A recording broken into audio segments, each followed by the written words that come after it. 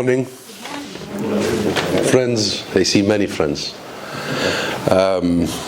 distinguished guests, partners, ladies and gentlemen. It is a pleasure to be speaking to you today. I know we will have a long and fruitful discussion, and I look forward to presenting to you the case for, despite all the well-known difficulties, the case for doing business with Palestine. But first, let me thank my good friend Subanda Rida and our good friend Abdul Salam and the team here at the Arab British Chamber of Commerce for organizing this very timely discussion. I am honored to be invited to address this eminent forum, and I very much look forward to getting to exchange ideas. And I saw the very impressive list of attendees to exchange ideas and experience with each other and share some of your thoughts about trade and investment in Palestine. These, my friends, are critical times everywhere. We are only just emerging from a global pandemic that has wreaked havoc with the world's economy. We are also seeing the serious repercussions on global trade and oil and food prices because of the situation, the conflict in Ukraine. It's a perfect storm in every sense, a perfect storm that may lead to stagflation, according to many economists.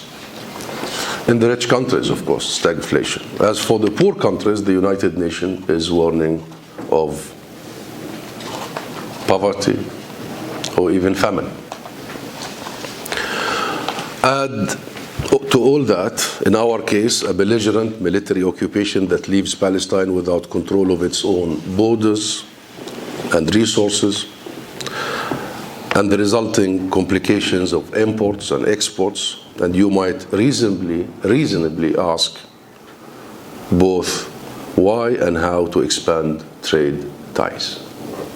At this point, global pandemic, global crisis, stagflation, poverty, and add to that the complication of a military occupation and the severe restrictions. So a question would be asked, why and how to expand trade ties with Palestine? I will make that case. But first, perhaps let me note where we stand at present. So my friends, first, the good news. Even during the height of the COVID pandemic, bilateral trade between the United Kingdom and Palestine saw an increase. That increase, a 45% increase in exports from Palestine, 45%, to the United Kingdom, was driven primarily by the agricultural sector, with dates accounting for much of the boost in trade. Going the other way, British exports to Palestine remained steady. Both are facilitated by the UK-Palestine interim trade and partnership agreement that has maintained the same preferential access treatment granted under the EU-Palestine Association Agreement that it has replaced the agreement before the Brexit. So now we have an agreement that carries through free trade and preferential arrangements. Now for the bad news, overall trade between the UK and Palestine stands at an absolutely small $50.3 million, of which the bulk is made up of UK exports to Palestine, $42 million, 50 million. That is really paltry. Now I know we can improve on that. I know that for all the difficulties, Palestine is an attractive investment environment. I know that in Palestine you have the foundations, a highly skilled labor force, and the motivation and legislative framework to both buy from and invest in Palestine. Not only that, the UK-Palestine trade agreement sets out preferential tariff rates for trade with Palestine at the most preferential you can have in the region. Palestine boasts 5 industrial zones, 4 that are up and running and 1 in development. These zones are all fully capable of absorbing foreign investment, with both an attractive legislative environment and model infrastructure. The zones, moreover, are located throughout Palestine, from Gaza to Jenin. Palestine also has the only stock exchange in the Arab world that is fully computerized and wholly owned by the private sector, completely. This has helped feed exponential growth in foreign direct investment between the years 2015 to 2019.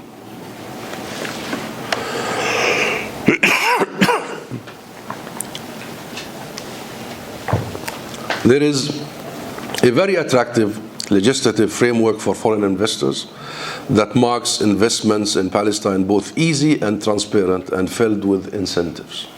I'm happy to send you some of these legislative and rules that really make us one of the most flexible, attractive locations. We have clear labor laws, social security legislation that encourages long-term investments, and unrestricted freedom for investors in choosing projects and sectors and allocating funding. Palestine's tax regimes for foreign investments and investors are designed around attracting them to the country. One of the best, by the way. And Palestine is a signatory to several international treaties and trade agreements, ensuring not only high standards but also access to global markets in North America, Europe, and the Middle East. We have a customs exemption agreement with Canada and the declaration of free trade exchange with the United States. Free trade. There is a free trade interim partnership agreement with the European Union, and even with Russia. Palestine is a full member of the Grain and Feed Trade Association, GAFTA, and we also have a free economic interim partnership agreement with Turkey. So my friends, we believe there is a whole range of potential opportunities for British investors and businesses in Palestine. Our agricultural sector is an important part of the Palestinian economy. It is a traditionally and politically important sector for Palestine. We pride ourselves on the quality of our olive oil, the taste and aroma of our herbs, and you can find them now in British, UK supermarkets and shelves, including medicinal herbs, medicine, and spices. We have some of the sweetest strawberries. Most of them come from Gaza, by the way. Sweetest strawberries. And we even export tulips to Holland. Roses and flowers. There is great room for growth in a sector, that is the agricultural sector, that employs a professional workforce of 60,000, and from which the UK already imports, notably dates, as I mentioned earlier. But this is just the tip of the iceberg. There are investment opportunities in fish farms, avocado cultivation, field crop production, and wheat silos. We are seeing increased interest in the area of herbs, especially the medicinal herb, And there is scope for investment in oil extraction from these plants. There's a lot of alternative medicine now going around. We see a lot of activities there. Palestine also, my friends, boosts an industrial and manufacturing sector that offers opportunities for investment in everything from stone and marble, and we are very renowned for our stone and marble. Products to leather shoes through agricultural equipments, Dead Sea cosmetics and plastic products and recycling. Construction is a growing sector in Palestine, and right now is a good time for investors to take advantage of several real estate developments and low-income housing projects in the pipeline. Many are in the pipeline. We have a renewable energy sector that is very fast growing. And you know, we have one of the highest sun rate. Jericho, I think, is the highest in the region in terms of, what do you call it, sun? Amount of sun per day? Yes, which is a huge resource and source of renewable energy. So we have a renewable energy sector that is fast growing, both in innovation and in spread all over Palestine. Not surprisingly, this sector is dominated by solar power. A source of energy, I firmly believe, will play a significant role in everybody's future, all of us. There is a growing ICT sector with a focus on software development and investment opportunities for IT solutions for banks and financial institutions, as well as outsourcing services and call centers. Many good call centers in Palestine, including in Gaza, that some of it is used by the UK government during COVID and even for the home office. Palestine boosts 3,000 new IT graduates every single year. And our IT specialists work in companies like Google, and I am so proud. I meet them all the time. Here in London, the US, Europe, everywhere. And Facebook, Meta now, they call Meta company. Our youngsters, very professional. Even Israeli companies are trying to compete to attract our IT specialists. Not only that, the British Consulate General in Jerusalem is implementing a UK-Palestinian tech hub to facilitate relevant connections and partnerships and be a gateway. That's the hub now they are setting up. Be a gateway to the UK for the Palestinian IT sector. Our host here today, the Arab-British Chamber of Commerce, has been in communication with Palestinian companies, IT companies, and I'm so delighted that a memorandum of understanding has been signed with Leaders International, who has won a contract by the FCDO to actually help promote Palestinian IT sector in the UK. So our host is doing their part, and we will be working with them to do more. And while the startup scene is still nascent in Palestine, it is absolutely innovative and promising. Palestinian startups such as Gamifi, I don't know if I spelled it or pronounced it right, and Alma Health have attracted substantial funding and are already present on the regional scene. Yeah, it is Gamify. Alma Health, now regional projects. Perhaps more than the other sectors, this is one that benefits from what is perhaps Palestine's greatest asset. I mean the IT sector, which is the human capital. And by the way, it also helps bypass Palestine's greatest restrictions, because IT could actually travel without having to go through the border restrictions. Our population, my friends, the Palestinian population, has nearly 100% literacy rate. One of the highest, by the way, in the world. And a considerably high percentage of university graduates.